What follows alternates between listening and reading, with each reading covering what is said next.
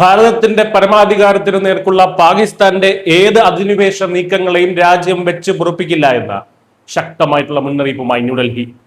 പാക് അധീന കാശ്മീരിന്റെ ഭാഗമായിട്ടുള്ള ഗിൽജിത് ബാൾട്ടിസ്ഥാൻ മേഖലയെ തങ്ങളുടെ അഞ്ചാമത്തെ പ്രവിശ്യയാക്കി മാറ്റാനുള്ള പാകിസ്ഥാന്റെ വിനാശകരമായിട്ടുള്ള നീക്കങ്ങൾക്കെതിരെ ഇന്ത്യ അതീവ ഗൗരവത്തോടെയാണ് പ്രതികരിച്ചിരിക്കുന്നത്. ഗിൽജിത് ബാൾട്ടിസ്ഥാൻ അസംബ്ലി ഐക്യകണ്ഠേന പാസാക്കിയ പ്രമേയം അന്താരാഷ്ട്ര നിയമങ്ങളുടെ നഗ്നമായ ലംഘനമാണെന്നും ഭാരതത്തിന്റെ അതിർത്തികളിൽ കൈകടത്താൻ ആരെയും അനുവദിക്കില്ലെന്നും ഇന്ത്യ അസന്നിഗ്ധമായി വ്യക്തമാക്കി കഴിഞ്ഞു. ഭരണപക്ഷവും പ്രതിപക്ഷവും ഒരുപോലെ പിന്തുണച്ചുകൊണ്ട് നിയമസഭാംഗമായിട്ടുള്ള ജലാൽ അലി ഷായാണ് ഈ വിവാദ പ്രമേയം അവതരിപ്പിച്ചത്. പാകിസ്ഥാൻ ഭരണഘടന ഭേദഗതി ചെയ്ത് മേഖലയ്ക്ക് പൂർണ്ണമായിട്ടുള്ള പ്രവിശ്യ പദവി നൽകണമെന്നും പാക് നാഷണൽ അസംബ്ലിയിലും സെനറ്റിലും ഇവർക്ക് പ്രാതിനിധ്യം വേണമെന്നും ഈ പ്രമേയത്തിലൂടെ ആവശ്യപ്പെടുന്നത്. നിലവിലെ പാകിസ്ഥാൻ പീപ്പിൾസ് പാർട്ടിയും മുസ്ലിം ലീഗും ചേർന്നുള്ള സഖ്യ സർക്കാരിന്റെ പൂർണ്ണ പിന്തുണയോടെയാണ് ഈ അധിനിവേശ നീക്കം നടക്കുന്നത്. ജമ്മു കാശ്മീർ തർക്കത്തിലെ ഭാവി തീരുമാനങ്ങൾക്ക് വിധേയമാക്കിക്കൊണ്ടുള്ള താൽക്കാലിക ക്രമീകരണം മാത്രമായിരിക്കും ഇതെന്ന പാകിസ്ഥാന്റെ വാദം തികച്ചും ബാലിശമാണ്. എന്തിനാണ് പാകിസ്ഥാൻ പെട്ടെന്ന് ഇങ്ങനെ ഒരു നീക്കവുമായി രംഗത്ത് വന്നത് എന്ന് പരിശോധിക്കുമ്പോഴാണ് അവരുടെ ഉള്ളിലിരിപ്പ് വ്യക്തമാകുന്നത്. നിലവിൽ പാക് അധീന കാശ്മീരിൽ ജനകീയ പ്രതിഷേധങ്ങൾ ആഞ്ഞടിക്കുകയാണ്.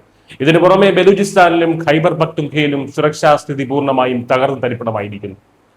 ഭരണപരാജയവും കടുത്ത സാമ്പത്തിക പ്രതിസന്ധിയും കാരണം പാക് ജനത തെരുവിലിറങ്ങുമ്പോൾ അതിൽ നിന്നും ജനശ്രദ്ധ തിരിച്ചുവിടാൻ പാകിസ്ഥാൻ എക്കാലത്തും ഉപയോഗിക്കുന്ന കാശ്മീർ കാർഡാണ് ഇപ്പോൾ വീണ്ടും പുറത്തെടുത്തിരിക്കുന്നത്.